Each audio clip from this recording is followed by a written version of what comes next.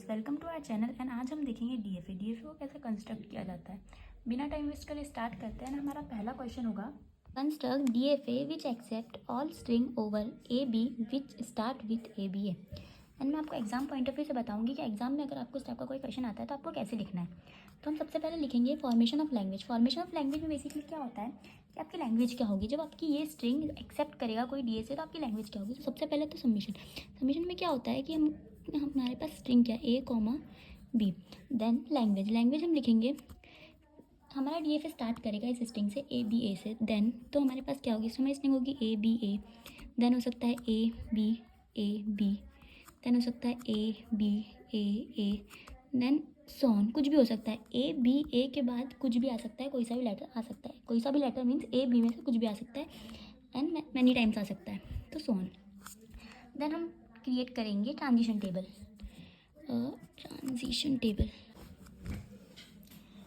तो guys transition table में क्या होता है, ट्रांजिशन टेबल में यहाँ होते हैं हमारी स्ट्रिंग्स जो हमें एक्सेप्ट करनी है, जितनी भी स्ट्रिंग अवेलेबल है, और ये होती है हमारी स्टेट होगी सबसे पहले इनिशियल स्टेट हमेशा होती है क्यू नॉट, जिसमें होता है एप्सिलॉन, मतलब कुछ भी नहीं है इस टाइप में, हमारे पास कुछ भी नहीं होता।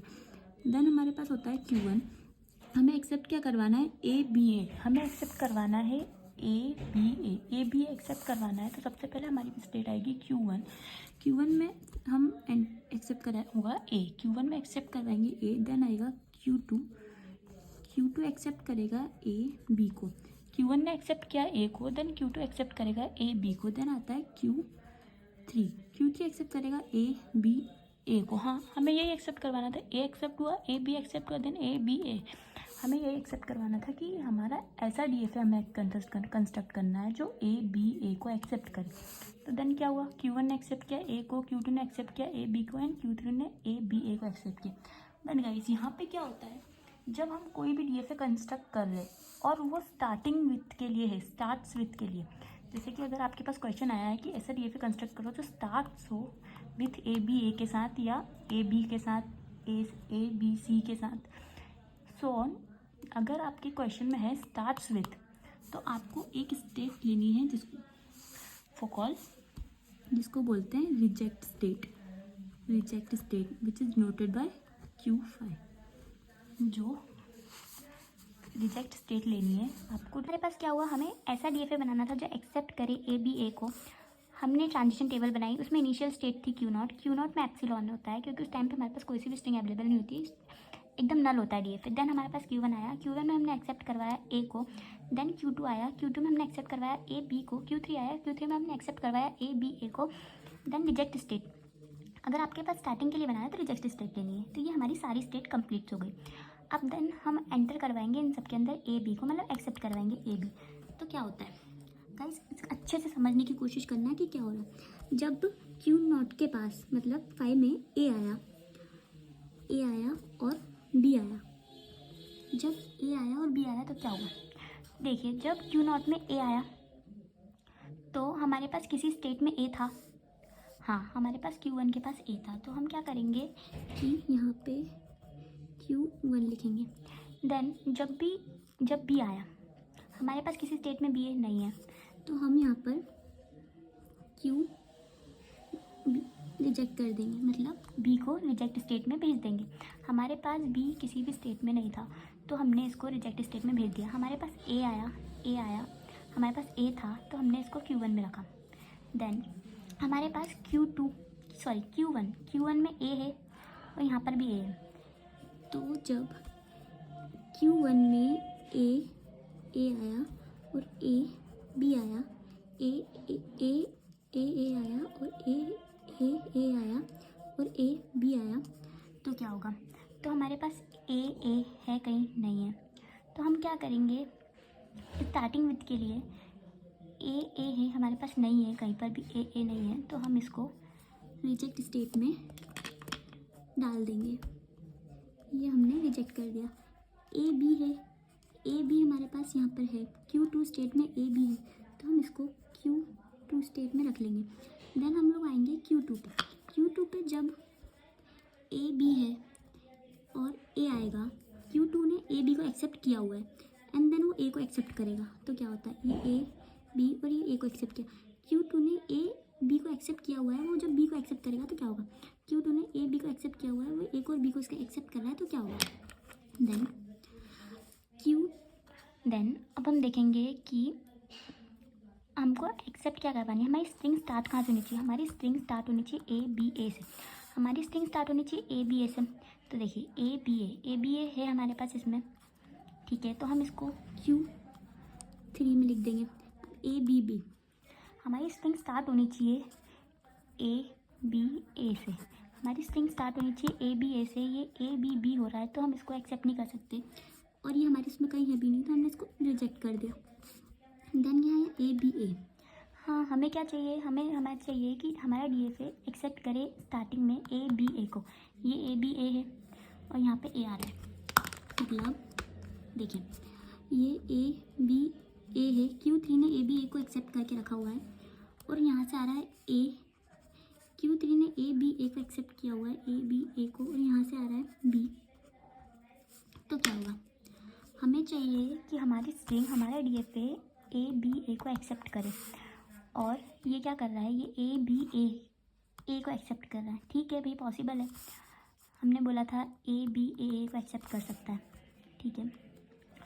तो एक्सेप्टेड है, Q3 में रहेगा, Q3 में रहेगा। अब ये ए बी को एक्सेप्ट कर रहा है। ए बी भी हमारे पास नहीं है, बट ए बी भी हमारे पास किसी स्टेट में नहीं है, पर क्या है कि हमारी स्ट्रिंग एक्सेप्ट करती है स्टार्टिंग में ए बी को। मतलब कंडीशन तो फुलफिल हो रही है, भले ही हमारे पास स्टेट्स में ए बी नहीं है, बट कंडीशन फुलफिल हो रही है क्योंकि इसमें स्टार्टिंग में आ रहा है ए बी ए। तो हम इसको रिजेक्ट स्टेट में नहीं डालेंगे, इसको भी हम Q3 में रहने देंगे, मतलब सेल्फ रहने देंगे। और रिजेक्ट स्टेट में क्या रहता है कि ए भी आता है, बी भी आता है, बट वो सेल्फ होता है।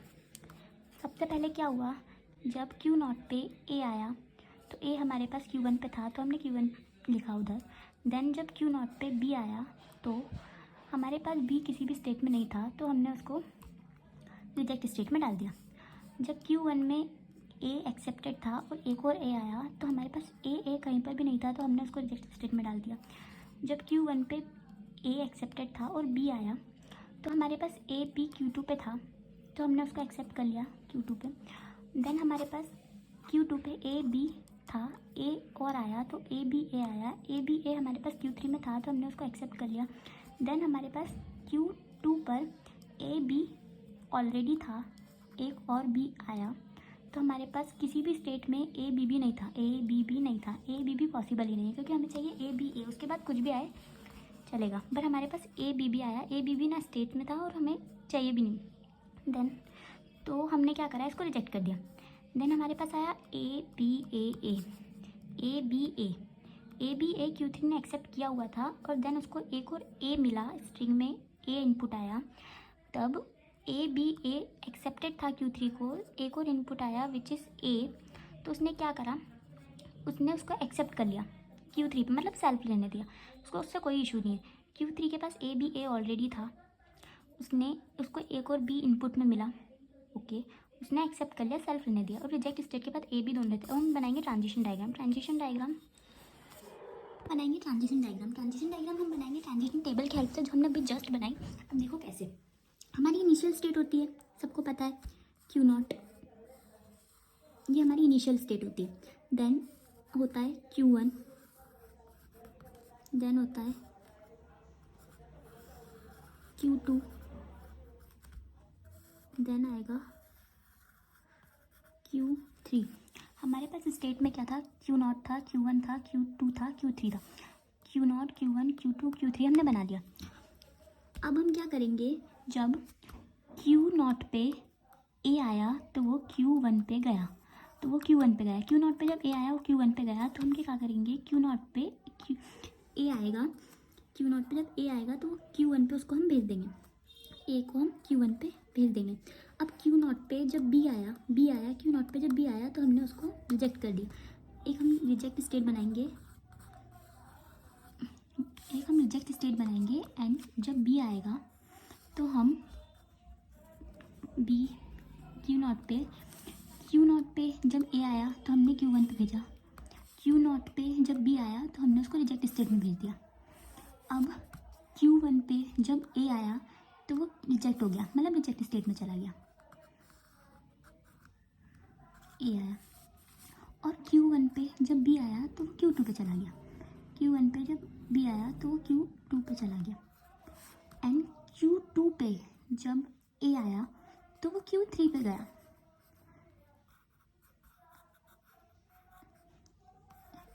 और Q2 पे जब B आया तो वो रिजेक्ट हो गया। अब हम आएंगे Q3 पे। Q3 पे जब A आया तो वो Q3 पे था, सेल्फ था, और Q3 पे जब B आया तो भी वो सेल्फ था। अब रिजेक्ट स्टेट में A भी होता है B भी होता है, बट वो दोनों सेल्फ होते हैं। तो A, B, तो ये है हमारा ट्रांजिशन डायग्राम। देन अब हम बनाएंगे, ये है हमारी फाइनल स्टेट को ऐसे डबल सर्कल से डिनोट किया जाता है। एंड देन अब हम देखेंगे आगे की स्टेप्स। मतलब मैंने आपको बोला था मैं आपको एग्जाम पॉइंट ऑफ व्यू से बताऊंगी कि आपको एग्जाम में कैसे लिखना है। तो सबसे पहले आपको लिखना है फॉर्मेशन ऑफ लैंग्वेज में सबमिशन, जो आपको स्ट्रिंग एक्सेप्ट करवानी है वो स्ट्रिंग आएगी। देन आपको लैंग्वेज बतानी है कि उनको कौन सी लैंग्वेज को एक्सेप्ट करेगी, मतलब वैसे तो उसको AB एक्सेप्ट करवाना है, पर AB के अलावा भी वो कौन सी लैंग्वेज को एक्सेप्ट करेगी वो आपको बताना है। देन आएगा ट्रांजिशन टेबल आपको ऐसे ही बनानी है, क्लियर बनाना, मतलब मैंने आपको समझाने के लिए थोड़ा सा यहाँ पे कर है। ट्रांजिशन फंक्शन में क्या होता है कि आपको पता लगता है जब कोई इनपुट आता है A या B इनिशियल स्टेट पे, तो उसकी फाइनल स्टेट क्या होती है वो आपको ट्रांजिशन फंक्शन में पता लगता है। जैसे कि हम टेबल के हेल्प से अब इसको समझते हैं। ये देखिए, जब ये बता रहा है कि ट्रांजिशन फंक्शन जब Q0 पे A इनपुट आया तो वो कहाँ गया, उसकी फाइनल स्टेट क्या थी, वो Q1 थी। Q0 पे जब A इनपुट आया तो वो Q1 पे गया। देन Q1 पे जब A इनपुट आया तो रिजेक्ट हो गया। Q2 पे जब A इनपुट आया तो वो Q3 पे गया। एंड Q3 पे जब A इनपुट आया तो वो Q3 पे ही था, सेल्फ था। एंड रिजेक्ट स्टेट पे भी A इनपुट आता है, क्योंकि हमें DFA की कंडीशन ये होती है कि हर स्टेट पर स्ट्रिंग इनका इनपुट जाना चाहिए, हर स्टेट से A और B दोनों जाने चाहिए, तो रिजेक्ट स्टेट से भी जाएंगे। तो रिजेक्ट स्टेट पे जब A इनपुट आया तो वो कहाँ गया, वो कहीं नहीं, वो सेल्फ ही जाएगा। और रिजेक्ट देन अब B के लिए हम बनाते हैं। Q0 पे जब B आया तो वो Q रिजेक्ट हो गया, मतलब रिजेक्ट स्टेट पे चला गया, B आया रिजेक्ट स्टेट। Q1 पे जब B आया तो वो Q2 पे गया। Q2 पे जब B आया तो वो रिजेक्ट हो गया। Q3 पे जब B आया तो वो Q3 पे ही था, सेल्फ था। एंड जब रिजेक्ट स्टेट पर B इनपुट आया तो वो रिजेक्ट हो गया। Q0 का मतलब होता है इनिशियल स्टेट एंड F का मतलब होता है फाइनल स्टेट। F है Q3, फाइनल स्टेट हमारी Q3 है, एंड Q0 हमारा Q0 इनिशियल स्टेट ही है। तो गाइस अब हम देखेंगे हमारा नेक्स्ट क्वेश्चन जो है construct DFA to accept all string AB which start with BBA। अब मैं आपको डायरेक्ट ट्रांजिशन टेबल से और डायग्राम बना के दिखाऊंगी, मतलब DFA बना के दिखाऊंगी। मैंने आपको फर्स्ट क्वेश्चन में पूरा प्रॉपर बताया कि आपको एग्जाम पॉइंट ऑफ व्यू से कैसे लिखना चाहिए। अगर किसी को फर्स्ट क्वेश्चन समझ में नहीं आया तो मैं ये सेकंड क्वेश्चन से एक ओवरव्यू देने वाली हूँ। अगर आपको फर्स्ट क्वेश्चन समझ में नहीं आया तो आप इसको देख सकते हैं। सेम क्वेश्चन है, स्टार्ट कर रहा है ये BA से, वो उसमें था ABA था। तो अब हम स्टार्ट करते हैं। सबसे पहले हम लेंगे इनिशियल स्टेट जो होगी Q0। उस Q0 में सब क्या होता है, एप्सिलॉन होता है, कुछ भी नहीं होता है, वो नल स्टेट होती है। देन हमारे पास आता है Q1 लेंगे। फिर हम Q1 में क्या होगा, BA हमको एक्सेप्ट कराना था, Q1 में B एक्सेप्ट हो जाएगा। देन Q2 आएगा, Q2 में एक्सेप्ट हो जाएगा BA। देन Q3 आएगा, Q3 में एक्सेप्ट हो जाएगा BAA। ओके, देन हमारे पास आएगी रिजेक्ट स्टेट हमारी, जिसमें हम लोग रिजेक्ट कर देते हैं, हमें नहीं चाहिए होता है। तो देन अब क्या होगा, अब हमारे पास देखो सबसे पहले Q0 पे हमारे पास कुछ भी नहीं है। जब हमारे पास A आया और B आया, फिर हमारे पास Q1 पे B एक्सेप्टेड था, Q1 को B एक्सेप्टेड था, उसने A इनपुट लिया। Q1 को B एक्सेप्टेड था, उसने B इनपुट लिया। Q2 पे BA Q2 को एक्सेप्टेड था, उसने एक और A इनपुट लिया। Q2 को BA एक्सेप्टेड था, सेम, उसने B इनपुट लिया। Q3 पे BA एक्सेप्टेड था, उसने एक और A इनपुट लिया। Q3 पे BA एक्सेप्टेड था, उसने एक और B इनपुट लिया। देन रिजेक्ट स्टेट के पास तो क्या, मतलब उसके पास तो A B दोनों ही रहता है, पर वो सेल्फ होता है। अब हम देखेंगे क्या होगा जब Q0 के पास A इनपुट आया। तो A हमारे पास किसी भी स्टेट में नहीं था, तो हम उसको रिजेक्ट स्टेट में भेज देंगे, मतलब रिजेक्ट स्टेट में भेज देंगे।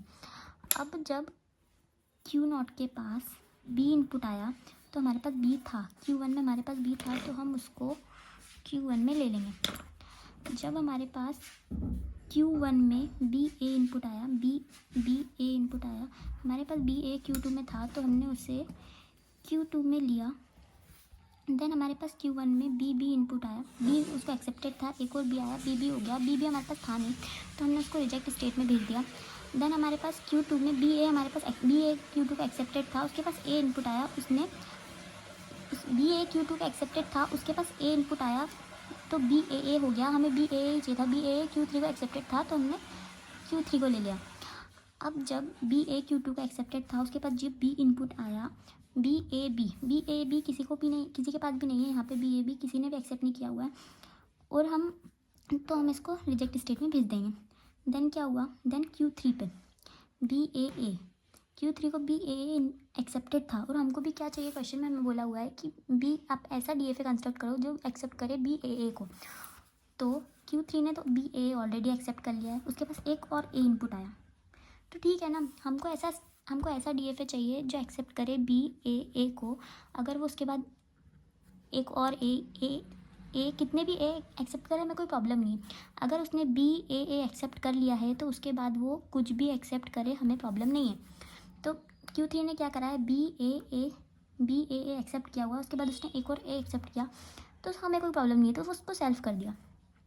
जब हमें कोई प्रॉब्लम नहीं होती है, हमारी कंडीशन फुलफिल हो गई है, हमें कोई प्रॉब्लम नहीं है, किसी के आने से, किसी के होने से, नहीं होने से हमें कोई प्रॉब्लम नहीं है, तो हम उसको सेल्फ रहने देंगे, ठीक है भैया आ जाओ। और BAA Q3 ने एक्सेप्ट किया, उसके बाद A आ रहा है, B आ रहा है, उसको कोई इशू नहीं है, तो उसने B को भी एक्सेप्ट कर लिया कि B भी आ जाए। Q3 ने बोला कि भाई मैंने तो कंडीशन फुलफिल कर दी है, BA मुझसे मांगा गया था, मैंने BA दे दिया, उसके बाद A आ रहा है, B आ रहा है, आने दो, मतलब मेरा काम तो हो गया है, उसके बाद एक्स्ट्रा भी आ रहा है तो आने दो। देन रिजेक्ट स्टेट में तो क्या होता है, वो तो सेल्फ होती है, वो A को भी एक्सेप्ट कर लेती है, B को भी एक्सेप्ट कर लेती है, पर रिजेक्ट मतलब वो A को और B को दोनों को एक्सेप्ट कर लेती है, बट वो सेल्फ होता है। सेल्फ मतलब वो खुद पे ही एक्सेप्ट करती है, उसका इनपुट जाता है, खुद पे ही जाता है। देन हम बनाएंगे ट्रांजिशन डायग्राम अब हम बनाएंगे ट्रांजिशन